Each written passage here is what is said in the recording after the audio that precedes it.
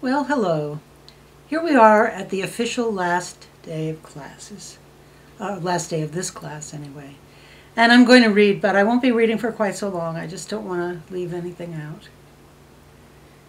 As you know from the Live in Our Classroom classes, I don't generally give prepared formal lectures. I'm more at ease with some general remarks and then fielding questions or extorting questions from the class. I like to feel free to move around in the material as discussion warrants. So my videotaped lectures were quite a new venture, more like writing a paper without the footnotes, and organized more organically than structurally. I didn't lecture for an hour, which was the model when I was a student. Part of that was because the video files were limited to a much shorter length in order to be posted, and part of it was that once I started teaching, I found a newer structure I preferred. But with the online needs of this course, I found I quite liked engaging with the texts the way I did when I was a student myself, letting my own thoughts take me through the material, sometimes in ways that surprised me. Sometimes the demands of making transitions and coming to a final point pushed me into realizations or insights I hadn't planned on. Sometimes I surprised myself with the emotion that surfaced. And every time, I relived the reasons I had majored in English Lit in the first place. For the insights, for the vision, for the joy, and for the future where I could share them.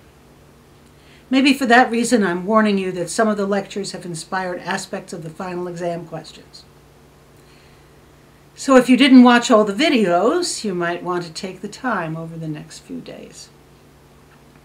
And here are a few more revelations about the final, and I'll be sending this out in an email too, because I know not everybody watches the videos. And so it'll be in writing too, so you don't have to take notes right now. Anyway, about the final, it will be like the midterm, but not like the midterm. It will be constructed so that you can use your textbooks without cheating, but you'll still have to think. There will be some quotation identifications from the second half of the syllabus, that is, since the midterm. But instead of saying who wrote this and what's the title, I will ask what details in the quotation help you recognize the author. And I will probably tell you the author. Relevant details may include format, prose or poetry, regular meter or free verse, rhyme or no rhyme, subject matter, slavery, religion, women, art, nature, Native Americans, democracy, and specific mentions, astronomy, graveyard, train, forest, war, grass, or of course in some cases you might just remember. The second section will be a short essay answer chosen from a couple of alternatives for a question that has to do with the readings from the second part of the course only, since the midterm. The third section will be an essay answer for a question, of which there will be several choices, that has to do with the whole course, which means you have to review the whole course in your preparation. The time limit will be the same as if we were in the classroom taking the regular final. That is Monday, May 13th from 1 o'clock to 3 o'clock, unless you and I have already made other arrangements on the recommendation of Student Services. I'll email the exam to you at about 12:45. You will have to email it back to me by 3:15. I'll return the test to you along with your final grade for the course as soon as ready. I believe CCSU gives me about a week past the exam date to get the grades finished, maybe. Meanwhile, thank you for doing your best under difficult circumstances. I love this course, but I teach a few others too.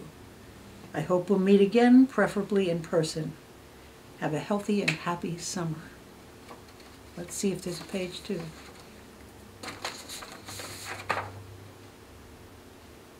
Oh yes, this is the other thing I'm going to ask you to do. This is called the last journal, and I think I mentioned that before. I've mentioned it to some people. I'll be sending this out by email too. Now that you're all so good at journals, here is one last one. Please do one more. This one not for a grade, but for education. It should be sent by May 15th by email to me. You might want to begin with a quotation from something we've read in this course. Although that's not a requirement, it would link this journal entry with all your others. Besides, everything is better with an introductory quotation. Here are the questions that could drive what you write. What would you say English 210 contributed to your general education? To your understanding and/or appreciation of earlier American literature? To your understanding and/or appreciation of a particular American writer? To your understanding of the purposes and values of literature in general? To your understanding of and appreciation of yourself? What would you say your journals contributed to your learning? To your enjoyment of the course or the readings? To your understanding of and appreciation of yourself? Within the context of the course and of college in general, what, if anything, did the prof journals contribute? Maybe you hear my neighbor right now. If you watched the video lectures, what did they contribute? Note that these two answers should be at least somewhat positive. And anything else you want to say, it is your journal after all.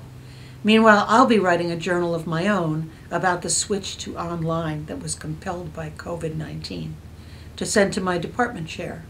I might include some of the comments you make in your last journal with permission. If you'd like a copy of my last journal, let me know. And then let me say one more time, have a healthy and a happy summer.